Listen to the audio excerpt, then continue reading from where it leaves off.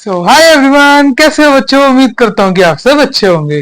Class 12th accountancy की video को आज हम आगे कंटिन्यू करते हैं। पार्टनरशिप की बेसिक थ्योरी समझने के बाद आज हम बात करते हैं न्यूमेरिकल के बारे में। तो सबसे पहला न्यूमेरिकल हम देखेंगे कि जो हमने लास्ट टॉपिक देखा था कि रूल्स क्या एप्लीकेबल होंगे अगर पार्टनरशिप डीड नहीं होती है तो वो रूल्स आपको याद होंगे। तो उम्मीद करता हूँ कि उसकी वीडियो के आके हम न्यूमेरिकल स्टार्ट कर सकते हैं। आज हम न्यूमेरिकल देखते हैं एलिस्ट्रेशंस के साथ, जिसमें हम देखेंगे कि वो स्टेटमेंट्स के ऊपर क्या रूल एप्लीकेबल होगा अगर पार्टनरशिप एब्सेंस है। तो चलो टाइम को ना वेस्ट करते हुए शुरू करते हैं।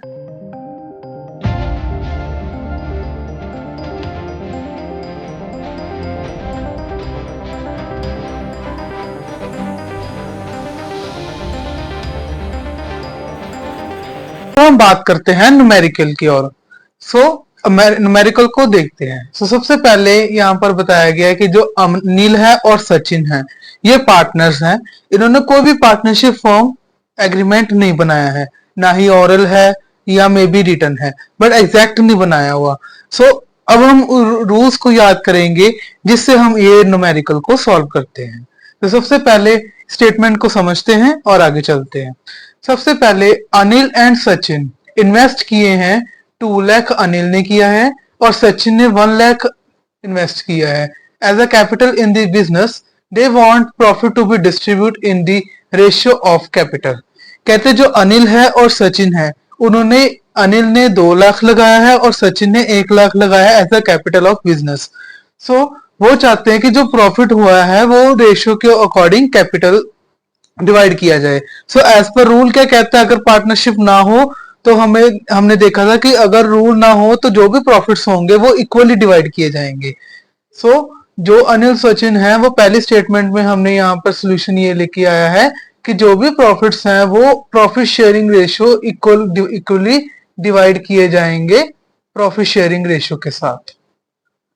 ठीक है, ये बेसिक सम है जिसमें आपको पता होना चाहिए स्टेटमेंट क्या कह रहा है। ठीक है, इसके चांसेस आ भी सकते हैं, मे भी ना आए, बट आपको नॉलेज होनी चाहिए कि पार्टनरशिप में कैसे क्वेश्चंस अराइज होंगे। ठीक है, उसके बाद Sachin advance loan 50,000 to the firm and claim interest at the rate 8% per annum. अब सचिन ने लोन एडवांस किया है, ठीक है, 50,000 का टू द फर्म, और वो क्लेम करना चाहता है जो 8% पर एनम के हिसाब से जो इंटरेस्ट है वो क्लेम करना चाहता है। अगर यहाँ पर पार्टनरशिप तो क्रिएट नहीं की गई, तो रूल क्या कहता है, रूल ये कहता है कि जो अगर एडवांस लोन हुआ है वो 6% पर एनम के अकॉर्डिंग डिवाइड किया जाएगा। यहाँ पर 8% पर एनम नहीं लिया जाएगा। यहाँ पर 6% पर एनम के ऊपर डिवाइड कर दिया जाएगा एडवांस ऑफ लोन। ठीक है, नेक्स्ट स्टेटमेंट के ऊपर आगे हम देखते हैं। Anil and Sachin withdraw 15,000 and Sachin 10,000 respectively during the year. They were charged interest at the rate 6% per annum. अब जैसे यहाँ पर देखा विड्रॉ लिखा है, विड्रॉ का मतलब क्या हुआ, ड्रॉइंग, यानी पर्सनल यूज के लिए पैसा निकाला गया बिजनेस में से। उसके रूल क्या कहता है, अगर कोई भी ड्रॉइंग निकालते हो जो भी उसका इंटरेस्ट चार्ज है वो नहीं लिया जाएगा। जो 6% पर एनम है, अनिल ने 15,000 लगाया है और सचिन ने 10,000 लगाया है, इस पर इंटरेस्ट चार्ज नहीं किया जाएगा और फर्म इंटरेस्ट चार्ज नहीं करेगी क्योंकि वो पार्टनरशिप एग्रीमेंट नहीं बनाया गया है। यहाँ पर no interest on drawing will be charge. Interest यहाँ पर कोई भी चार्ज नहीं किया जाएगा। ठीक है जी, उसके बाद आगे स्टेटमेंट आगे कंटिन्यू करते हैं। Sachin spend twice the time that Anil devoted into the business. Sachin claim that should get salary 10,000 per month for extra time spent by him. अब यहाँ पर क्या कहते हैं, कहते हैं जो सचिन है उसने अनिल से ज्यादा, जितना अनिल ने बिजनेस में टाइम दिया है उससे ज्यादा सचिन ने टाइम दिया है। तो सचिन कहते हैं जितना मैंने टाइम यहाँ पर लगाया है उसका मुझे क्लेम मिले। ठीक है, सैलरी मिले, जितना मैंने उसमें बिजनेस में टाइम दिया है उसका मुझे सैलरी मिले।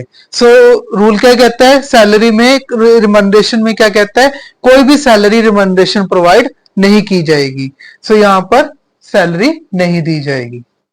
आपको ये स्टेटमेंट के ऊपर पता होना चाहिए कि रूल क्या एप्लीकेबल हो रहे हैं। ठीक है, लास्ट स्टेटमेंट समझते हैं। Anil paid rupees 10,000 tax charges for going on a business tour. The amount is reasonable that he claim reimburse of the amount.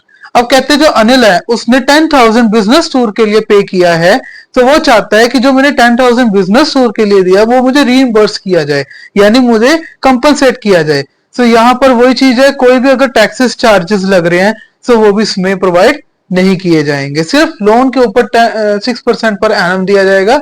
सो यहाँ पर भी no claim will be settlement, so यहाँ पर भी कोई भी क्लेम सेटलमेंट नहीं होगी। सो आई होप कि आपको ये एग्जाम्पल क्लियर हुआ होगा, जिससे हमें पता लगा होगा कि क्या रूल्स एप्लीकेबल होंगे अगर पार्टनरशिप नहीं एग्जिस्ट करेगी, जैसे यहाँ पर अनिल और सचिन पार्टनर्स में एग्जिस्ट नहीं की गई है। सो आई होप कि आपको ये न्यूमेरिकल क्लियर हुआ होगा। अगर कोई भी डाउट हो तो आप कमेंट सेक्शन में पूछ सकते हो। सो मूव ऑन करते हैं नेक्स्ट टॉपिक के ऊपर। अब हम समझते हैं प्रॉफिट लॉस एप्रोप्रिएशन अकाउंट क्या होता है। देखो, पार्टनरशिप अकाउंट जब की जाती है तो वहां पर अकाउंट्स बनाए जाते हैं, जैसे कि प्रॉफिट लॉस एप्रोप्रिएशन अकाउंट। नाम से आपको पता लग गया होगा, इसमें प्रॉफिट असर्टेन करना होता है, बिल्कुल सही बात है। यहाँ पर अकाउंट प्रिपेयर किया जाता है ताकि प्रॉफिट्स पता लग सके कि एक्चुअल प्रॉफिट ऑर्गेनाइजेशन कितने अर्न कर रही है, कैसे पार्टनर्स में डिवाइड हो रहे हैं, कितनी रेशियो में हो रहे हैं, कैसे इंटरेस्ट चार्ज किया जा रहा है, ये सारी चीजें इसमें बताई जाती है। चलो एक बार ही देखते हैं। प्रॉफिट एंड लॉस अकाउंट है वो शो करता है ग्रॉस प्रॉफिट और नेट प्रॉफिट जो एनुअल निकल के आता है, ठीक है। उसके बाद प्रॉफिट लॉस एप्रोप्रिएशन अकाउंट का जो फंक्शन है वो ये कहता है कि जो सारे प्रॉफिट्स है वो एक बार असर्टेन किए जाए, ठीक है। उसके बाद जो नेट प्रॉफिट है वो ऑटोमेटिकली ट्रांसफर किया जाएगा, प्रॉफिट लॉस एप्रोप्रिएशन अकाउंट में ट्रांसफर कर दिया जाएगा। प्रॉफिट लॉस एप्रोप्रिएशन अकाउंट और प्रॉफिट लॉस एप्रोप्रिएशन अकाउंट में थोड़ा सा डिफरेंस है, वो हम आगे देखते हैं, ठीक है। उसके बाद जो भी सारी अप्रोप्रिएशंस होंगी, अप्रोप्रिएशंस में कोई भी डिस्ट्रीब्यूशन जैसे कि सैलरी डिस्ट्रीब्यूट करना, ड्रॉइंग्स हो गए, interest on drawing, loan, advances on loan, then capital, salary, remuneration, profits divide करना, ये सारे डिवाइड किए जाते हैं प्रॉफिट लॉस एप्रोप्रिएशन अकाउंट में, रिकॉर्ड किए जाते हैं एज पर जो भी पार्टनरशिप डीड बनाई गई है पार्टनर्स में, ठीक है। इसको हम प्रॉफिट लॉस एप्रोप्रिएशन अकाउंट कहते हैं। अब इसका पर्पस क्या है वो भी देखते हैं। इसका पर्पस है कि डिस्ट्रीब्यूशन कैसे हो रही है पार्टनर्स में प्रॉफिट की, वो सारा देखा जाता है। और रिजर्व कैसे हम क्रिएट कर सकते हैं फ्यूचर पर्पस के लिए। रिजर्व एक तरह का अमाउंट ऑफ कैपिटल है जो इमरजेंसी फंड में आगे काम आता है कंपनी के, ऑर्गेनाइजेशन के, ठीक है। कैसे इंटरेस्ट ऑन ड्राइंग चार्ज किया जा रहा है, कैपिटल कैसे किया जा रहा है, लोन कैसे एडवांस किया जा रहा है, वो इस पर्टिकुलर अकाउंट से हमें पता लगता है। उम्मीद करता हूं कि आपको ये टॉपिक क्लियर हुआ होगा। अब इसके हम कैरेक्टरिस्टिक्स के बारे में हम देखते हैं। अब हम बात करते हैं प्रॉफिट लॉस एप्रोप्रिएशन अकाउंट की क्या कैरेक्टरिस्टिक्स होती है। वैसे तो बहुत सारी कैरेक्टरिस्टिक्स हैं, बट यहाँ पर मैंने कुछ मेंशन किया है, चलो देखते हैं। प्रॉफिट लॉस अकाउंट है वो प्रॉफिट लॉस एप्रोप्रिएशन अकाउंट उसके बाद प्रिपेयर किया जाता है, ठीक है। उसके बाद जो एप्रोप्रिएशंस होती हैं उसके लिए प्रिपेयर किया जाता है। एप्रोप्रिएशंस मींस डिस्ट्रीब्यूशन जो पार्टनर्स में डिवाइड की जाती है, जैसे कि प्रॉफिट शेयरिंग रेशियो डिवाइड की जाती है। देन उसके बाद कोई भी इंटरेस्ट ऑन ड्राइंग है, इंटरेस्ट ऑन कैपिटल है, वो डिवाइड किया जाता है। लोन, बोनस, कमीशन, सैलरी जो भी है वो इसमें डिवाइड किया जाता है। ये पर्टिकुलर अकाउंट उसी के लिए प्रिपेयर किया जाता है। उसके बाद ये जो प्रॉफिट लॉस एप्रोप्रिएशन अकाउंट है इसको इनकम टैक्स लॉ के अकॉर्डिंग, प्रोविजन के अकॉर्डिंग नहीं बनाने की जरूरत है, रिक्वायर नहीं करता है, ठीक है। उसके बाद जो प्रॉफिट लॉस एप्रोप्रिएशन अकाउंट है वो पार्टनरशिप डीड के अकॉर्डिंग प्रिपेयर किया जाना चाहिए। उसके बाद प्रॉफिट लॉस एप्रोप्रिएशन अकाउंट कहता है कि जो भी हम रिजर्व क्रिएट कर रहे हैं फ्यूचर पर्पस के लिए, उससे अकाउंट से पता किया जाना चाहिए कि एक्चुअल में हम कितने रिजर्व इकट्ठे कर रहे हैं फ्यूचर पर्पस के लिए।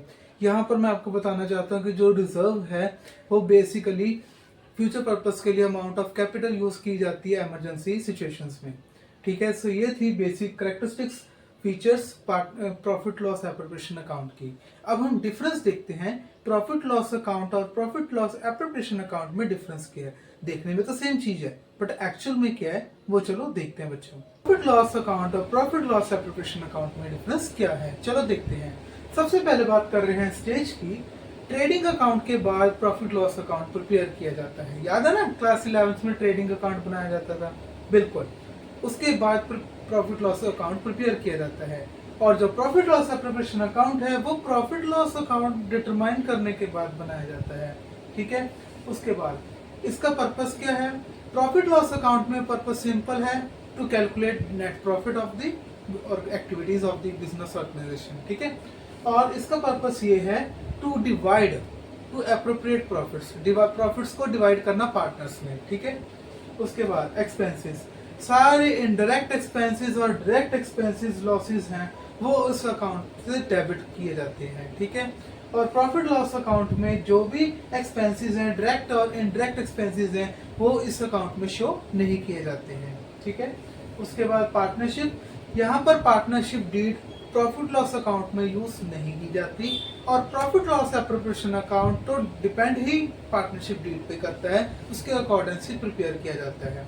सो आई होप कि आपको ये वीडियो अच्छी लगी होगी, जिसमें हमने काफी टॉपिक्स कवर किए हैं। उम्मीद करता हूँ कि आपको वीडियो अच्छी लगी हो, और वीडियो को लाइक शेयर सब्सक्राइब करना मत भूलना। टिल देन नेक्स्ट वीडियो के लिए तैयार रहना, हम नेक्स्ट वीडियो में मिलते हैं। Till then stay tuned, happy learning, good luck, thank you so much.